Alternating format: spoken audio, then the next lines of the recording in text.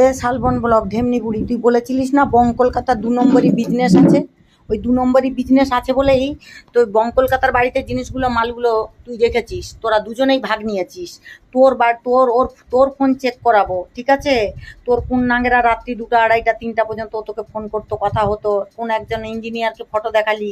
হ্যাঁ, এইটাও করবো। আর বং কলকাতার বাড়িতে সব রেখেছিস রে, বং কলকাতার বাড়ি পাঠাবো, বং কলকাতা আসবে, কারণ তোরও ফোন চেক করাবো। বং কলকাতার সঙ্গে তুই অতপ্রত যোগাযোগ রেখেছিলিস, বুঝেছিস? আমার বাড়িতে চুরি চামারি করবি বলে চোরনি বুড়ি গোপাল গোপাল করে সব কিছু চুরি করে নিয়ে চলে গেলি। চোরনি বুড়ি তোর রাঙামাটিতে বাড়ি, তুই রাঙামাটির মার্কা মারা উমুক মাল, বুঝেছিস?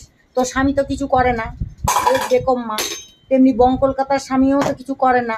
তোরা মেয়ে মানুষরা কাপড় খুলে খুলে সংসার চালাস। ইউটিউবটাকে তো পুরো নোংরা করে দিলি, তাই না? তোর ঢ্যামনা বুড়ি, তোর দাঁড়া, তোর দাঁত ভাঙবো আমি।